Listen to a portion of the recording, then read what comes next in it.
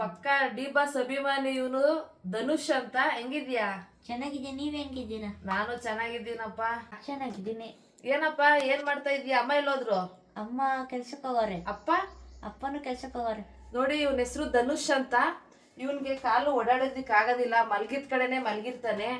ಇವ್ನಿಗೆ ಏನ್ ಆಸೆ ಅಂದ್ರೆ ನನ್ನ ಖರ್ಚನ್ನ ನಾನೇ ಭರಿಸ್ಬೇಕು ಅನ್ನೋದೊಂದು ಆಸೆ. ಅದು ಯಾವ ತರ ಮಾಡ್ಬೇಕು ಅಂತ ಅವನ್ ಇಷ್ಟ ಅಂದ್ರೆ ಅವ್ನ ಇನ್ಸ್ಟಾಗ್ರಾಮ್ ಅಲ್ಲಿ ನಾನು ಫಾಲೋ ಮಾಡಿ ಯಾರಾದ್ರೂ ವಿಡಿಯೋ ಎಡಿಟಿಂಗ್ ಮಾಡಕ್ ಬರ್ಲಿಲ್ಲ ಅಂದ್ರೆ ಇವನ್ಗೆ ಕಳಿಸ್ಕೊಡಿ, ನನಗೆ ಕಳಿಸ್ಕೊಟ್ರೆ ನಾನು ಮಾಡ್ತೀನಿ ಅಂತ ಅವ್ನು ಹೇಳ್ತಾ ಇದ್ದಾನೆ, ಕೇಳ್ಕೊತಾ ಇದ್ದಾನೆ.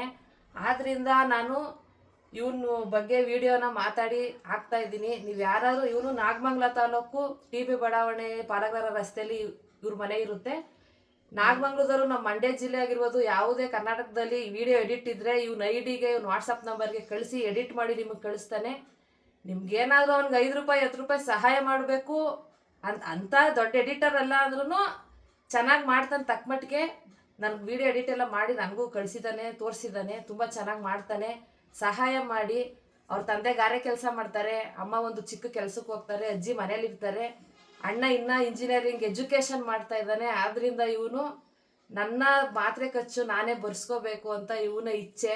ಮನೆಯವ್ರಿಗೆ ತೊಂದರೆ ಕೊಡಬಾರ್ದು ಅಂತ ಅವ್ನಿಗೆ ಮನ್ಗಿದ ಕಡೆನೆ ಮನ್ಗಿರ್ತಾನೆ. ಅವನಿಗೂ ಟೈಮ್ ಪಾಸ್ ಆಗಿ 4 ಜನಕ್ಕೆ ವಿಡಿಯೋ ಎಡಿಟ್ ಮಾಡ್ತೀನಿ ಅಂತ ಆಸೆ ಪಡ್ತಾ ಇದ್ದಾನೆ. ದಯವಿಟ್ಟು ನಮ್ಮ ಮಂಡ್ಯ ಜನತೆ, ನಮ್ಮ ನಾಗಮಂಗ್ಲದ ಜನತೆ ಇವನಿಗೆ ಸಹಾಯ ಮಾಡಿ. ಗೊತ್ತಿಲ್ಲದೆ ಇರೋರು ಇರ್ತೀರಾ ವಿಡಿಯೋ ಎಡಿಟ್ ಮಾಡಬೇಕು ಅಂತ.